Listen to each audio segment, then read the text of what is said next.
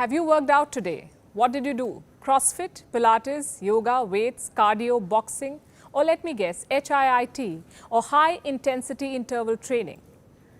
These time-efficient workouts are in vogue. They're short, they're intense, they can be done at home between Zoom calls while cooking meals. All you need is 7 minutes for impressive results. How does that work? What's the cheat code? The word is intensity. HIIT requires you to work out at maximum capacity. You must be out of breath by the end of it. Everyone is doing it. These high-intensity workouts are supposed to be good for your weight, excellent for your shape. But are they good for your body? Can too much intense workout kill you?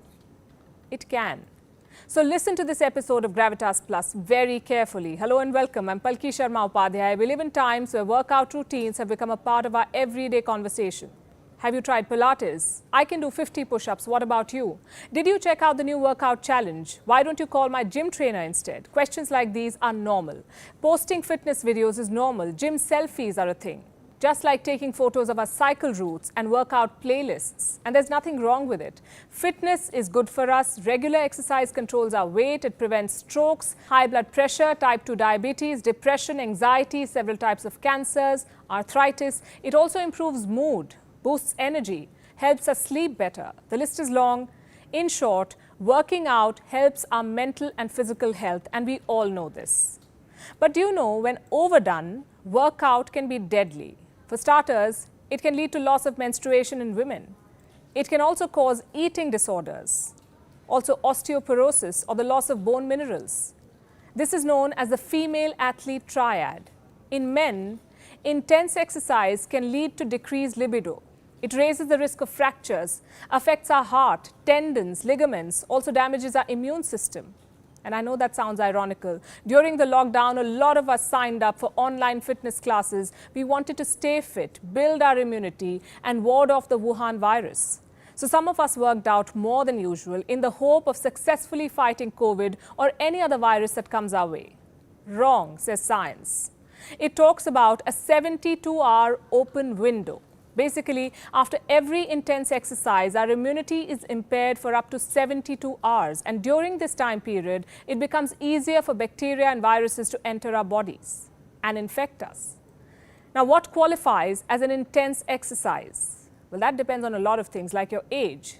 It's a game of numbers. So first of all, we need to calculate our maximum heart rate. How do we do that? By subtracting our age from 220. So if you're 30 years old, your maximum heart rate is 190 BPM or beats per minute. On an average, our resting heart rate is 60 to 100 beats per minute. Now, if you want to become physically fit, aim for exercising at 60 to 80% of your maximum heart rate. And this changes if you're a smoker or if you have diabetes or health problems. Then your doctor might advise you to aim for 50% of your maximum heart rate when working out. Exercising at 70 to 85% qualifies as vigorous. Intense is when you exercise at 80 to 95% of your maximum heart rate. And it starts becoming dangerous when you do it for a long time.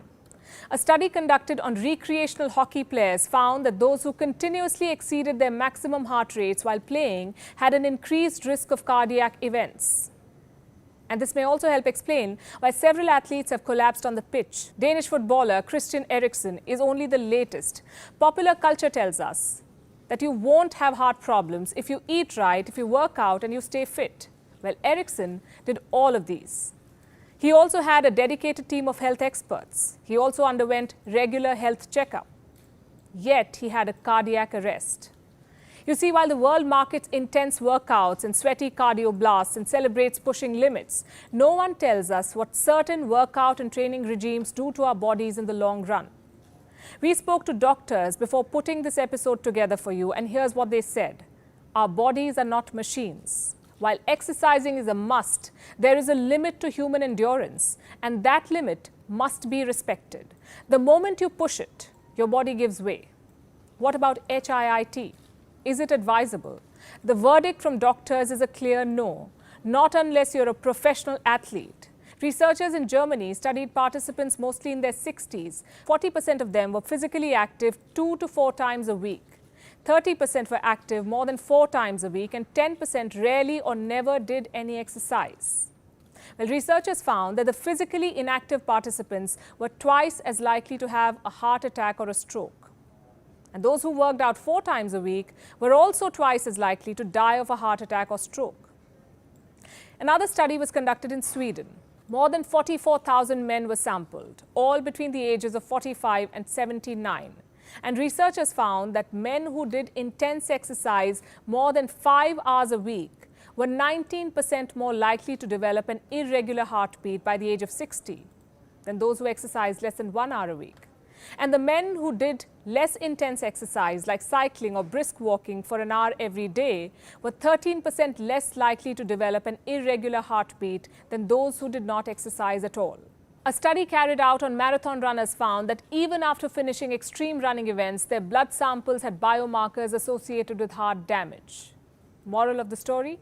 Training helps, straining backfires. Do not over-exercise. But how much is too much exercise?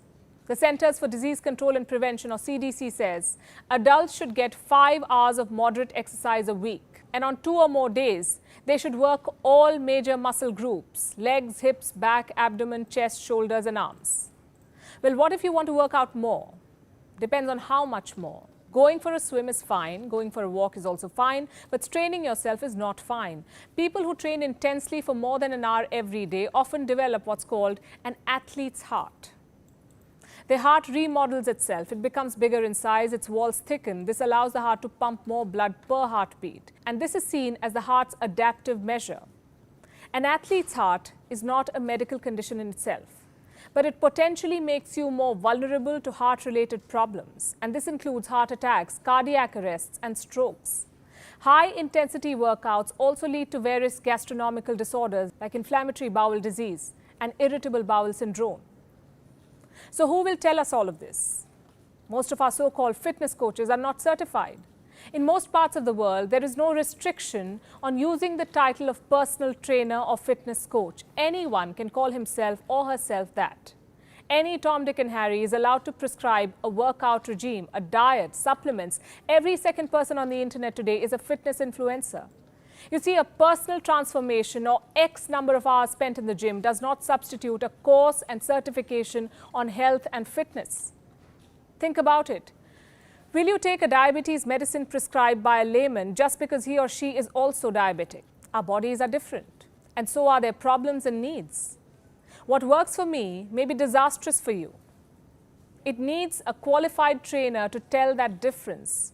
Most trainers, by the way, do not even have an understanding of how to approach fitness holistically. Most trainers do not even know or realize that a woman, for instance, needs to do a little different type of a squat than a man in order to protect her lower back because her pelvis tends to tilt more than a man's. These are basics. Basics that are lost in today's world where instructors and clients prefer focusing on intensity rather than form, where quick results are the mantra and intense workouts twice a day is cool. You know what else is seen as cool? Trainers using abuse or body shaming as motivation and exercise addiction. You must have heard people taking pride in being addicted to exercise. Well, first of all, there's a difference between exercising regularly and being addicted to it. Addiction of any kind is bad. It comes with withdrawal symptoms. People with exercise addiction are often unable to cut down on workout. And they start feeling anxious or exhausted if they miss workout. And this is not something that you should aim for. One report says at least 1 million people in the US suffer from exercise addiction. So let me put this on record now. I'm not anti-workout. In fact, I'm very much for it. I try to do it myself regularly. The point of this episode is to spread awareness about the flip side of excessive workout. Let me also put on record that there is no substitute to exercise, to being physically active. So if you do not work out yet, start now. Start with 2 to 3 workout sessions a week. If you're recovering from the Wuhan virus, then consult your doctor first. Find out when you can start walking, running, jogging, doing yoga or swimming. Find out what should be off limits for your post-COVID recovery. This virus is complicated, and there is no one-size-fits-all advice for post-COVID workout. But do remember, when it comes to working out in general, moderation is the magic word.